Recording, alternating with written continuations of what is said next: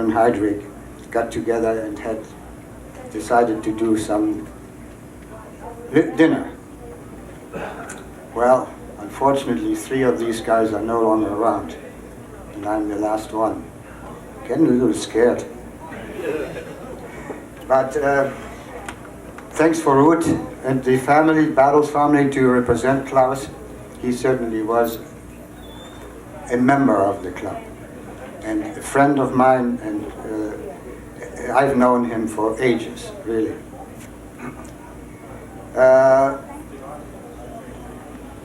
The next one on my list is Bill Bragg. Yeah. Billy and I go back mostly at the track. We never loved each other on the track, but we never hated each other on the track. And that was a good thing. Bill knew me and I knew him, and we raced hard, but we raced fair. My next one on the list is Uli Bitterlich. Uli, thanks for the beautiful fun rallies. I got lost sometimes, but I had the right partner. I had the right partner to be in the woods somewhere and do something other than.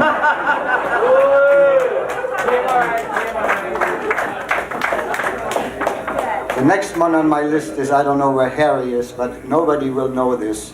But I've known Harry Beitzig. He was one of the first ones I've met, you know where? In a jazz club downtown. And I was happy to meet somebody that spoke German. And Uli was the one. And then later on,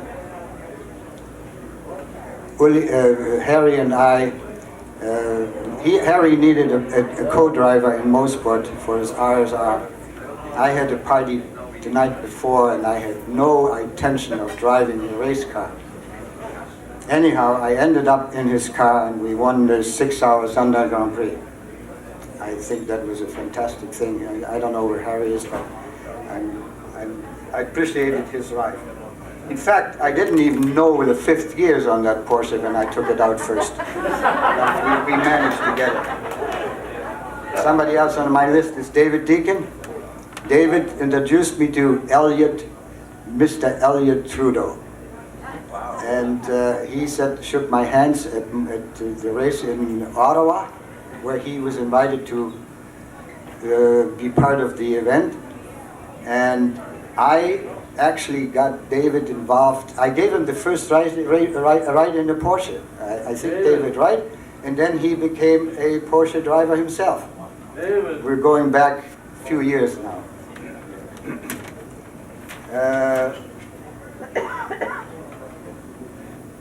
Another one on my list here is Robin Budgeon.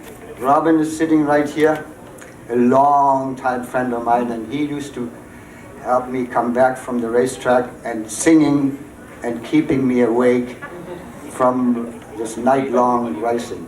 Robin, stand up. Hey!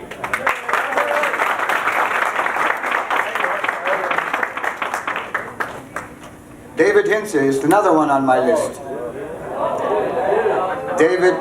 David was my mechanic and my truck driver when we went down to Seattle. Do you remember that, David? I had my worst accident in my life in my Formula 5000. I was unconscious. They put me in the ambulance. I think they did, but I remember I woke up in the ambulance.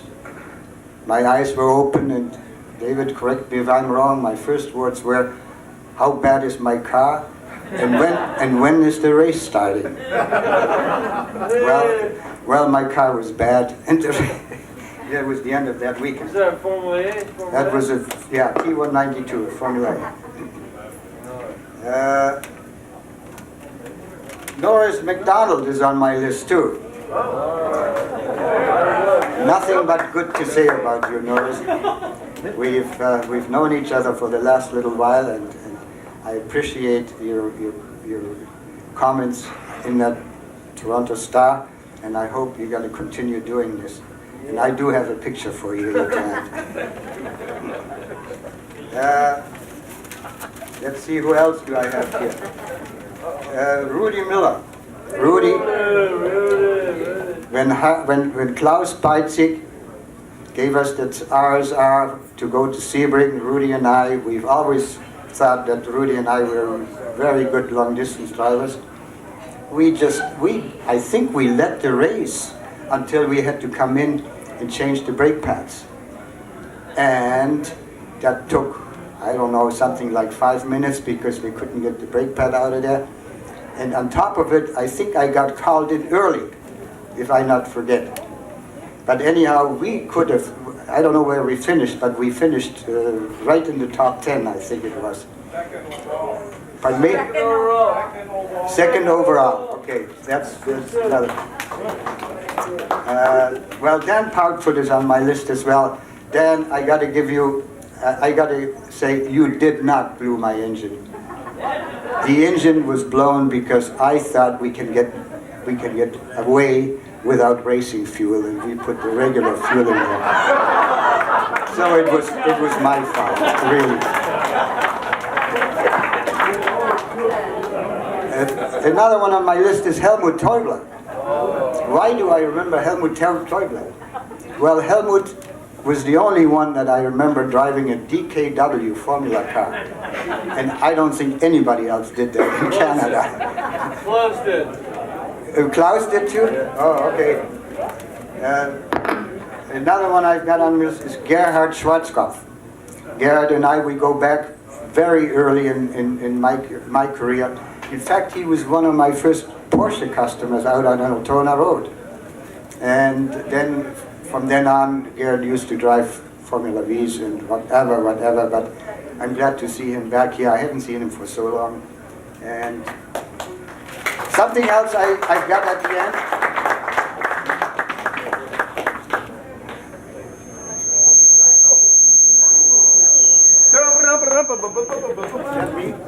Anyhow, I've got a picture here. You probably all have remembered the Gimli glider.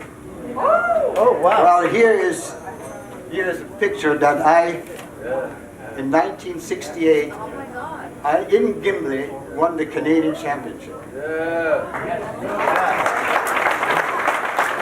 Thank you very much. I appreciate you all.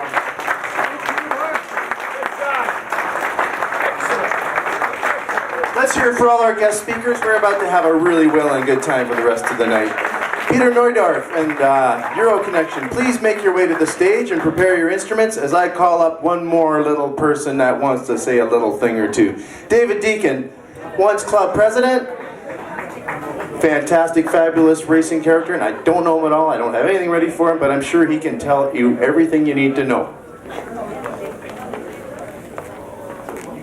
Thanks very much, and I'm not going to take very long here, but I do feel like I would like to convey a couple of things, and that is, like some of the other people who have spoken before, Horst Kroll introduced me to the Deutscher Automobil Club in 1975, and I got to tell you, I went to these meetings and I couldn't bloody well believe them. I mean, there was such confusion. I'd had this image in my head. Remember, I'm white bread Canadian, lived here all my life. And I had these images in my head about Germans. Organized, thoughtful, absolutely mechanically precise. And what did I find? Klaus Bartels as president of this thing. And he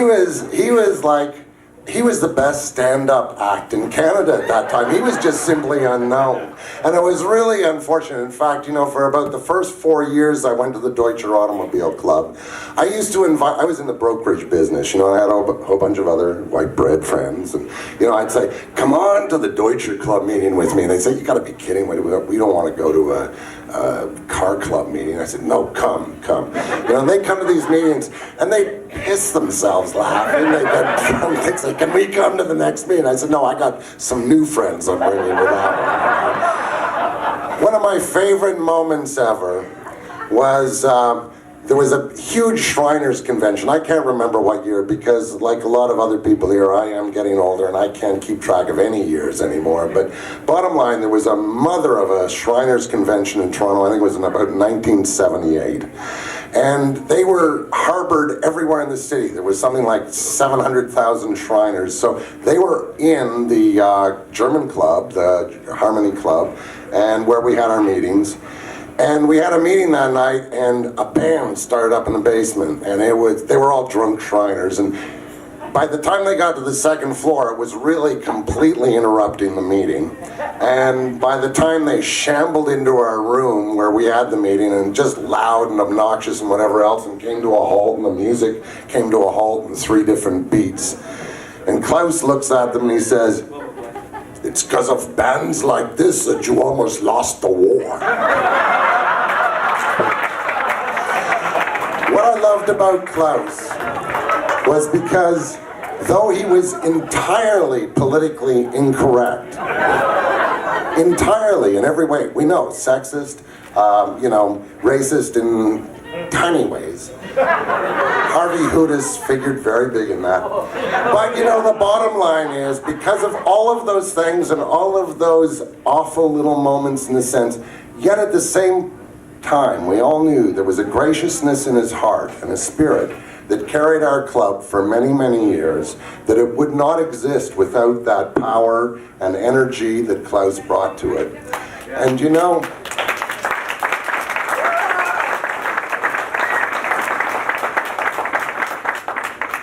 what I found was the whole club was imbued with that kind of spirit. And when I got there and I started racing, and I remember I felt so humbled. Dan Proudfoot was speaking. In fact, I remember reading an article that Dan wrote a number of years ago in the Toronto Sun, and he talked about the storied drivers in the Deutscher Automobil Club, like, Eppie Weitz and Ludwig Heimrath and Horst Kroll and Rudy Bartling and, Harry Beitzik and all these other really well-known drivers, as much as drivers were well-known in Canada at that time. And I was really quite humbled by it when I got there, and believe me, I'm not humbled by many things. And, thanks, I know, you know me better than the others, obviously. Okay, but the bottom line is that I went to Mooseboard for the first time, and I remember Ruth Bartels, treating me like I was a king because I was a Deutscher Automobil Club member signing in for my race and whatever else. I remember how I was treated by everybody who volunteered in the Deutscher Automobil Club races, how the whole club welcomed everybody, and I had a sense of camaraderie and spirit there that really has imbued a certain aspect of my life for the rest of my life. When I became the guy who ran Porsche Canada, I always thought, I knew how to do this stuff. I knew how to interface with Germans because I was a member of the Deutscher Automobil Club. And it's a special place. It really is. And seeing everybody here tonight and seeing the different players, and there's so many of them that touch me in different ways. Rudy Mueller, who went to Le Mans with me. What the hell? We took the first Canadian team to Le Mans. Things like that. Harry Beitzik's out there having a smoke still. He wanted to miss my speech, but he got Magna to sponsor some of that. There are different people. Ralph, where's Ralph here? There you are, Ralph, who created the Honda series in Canada, which was my inspiration for the Porsche Rothman series. Hold on, stand up, Ralph, because there's a guy who added a ton to Canadian motorsport. It's a great club with a great history, and I want to tell you, I felt like a privileged person to be a part of it. I'd love to tell you some of the real inside jokes, in fact, and stories, because I could do a short form on the Horst Kroll sex life, and I'm sure all of you would understand it completely, but it has to do with losing something in the middle of something. Anyway, we're not going to do that now. We're not going to do all the stories. I just wanted to say one or two things to just say. Thanks very much, Deutscher Automobil Club. Absolutely informed my life in racing. Felt to me like a place where I was at home all the time. I didn't even know I could be a good driver, but I did know I had a good place to go. Thanks very much.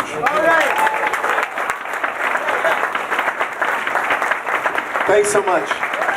Everybody dance.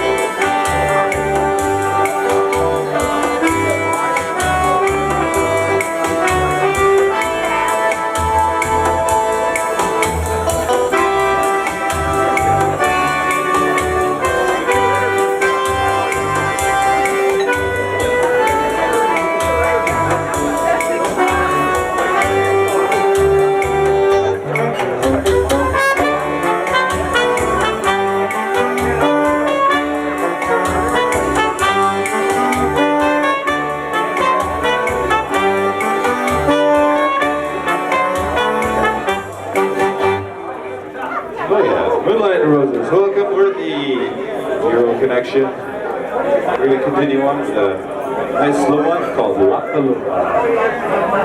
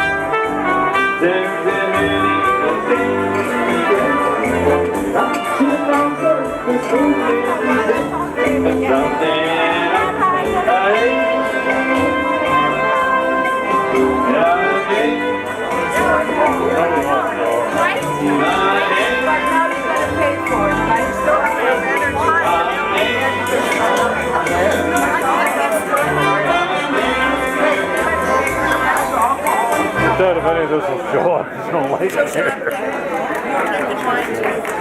But you never know. You better be on your best behavior. Never. How you doing, guys? Good. Excellent. Good meal off. Here's the chat. I don't know if any of this stuff will turn out or not. Looks good on here.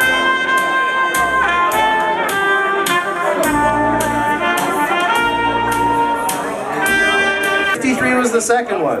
53. 53. No, I said 8. I said 8 twice. 56 was the last number called. The next number is number 9. Number 9.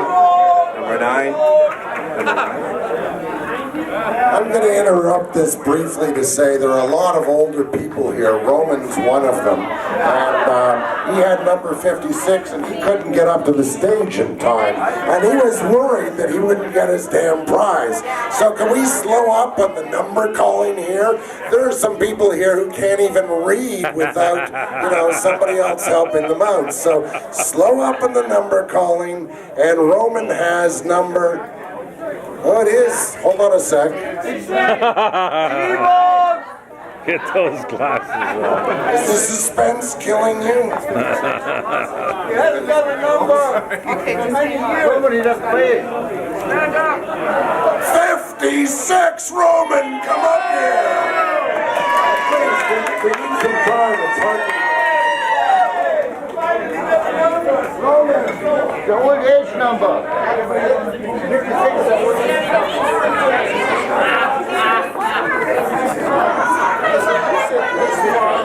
We're going to keep this rolling, so if you can't get up right away, we're going to let people... It doesn't matter, everybody's going to get what they want anyway.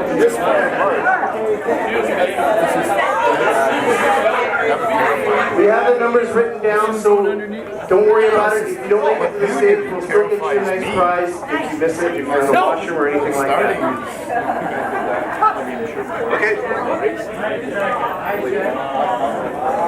That's your number. That's your number. You get to pick what you want. You get to pick one thing out of the prize, including CD player. Okay. 62. All right. What is it? A trip to Spain? Shit, Roman won again. Aurora. Boston won again. Help yourself. Pick anything on the prize table. Or around it. Number 2.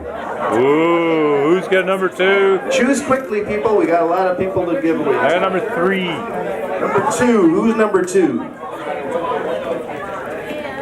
Is that Herr Aschenbrenner standing up? No. Okay, I'm moving on to the next number. Here it Is comes, number here it 2 comes. coming up right now? Yep. Go. Oh, yep. 22. Next number is 22. He's so happy with you. You already got it. 22. A whole bunch of people left. Pulling one.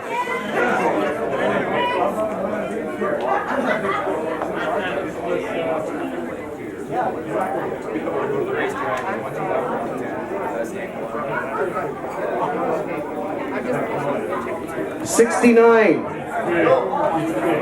That's Bartling's old racing number, isn't it? Number 69. Oh, that's Herr Bartley!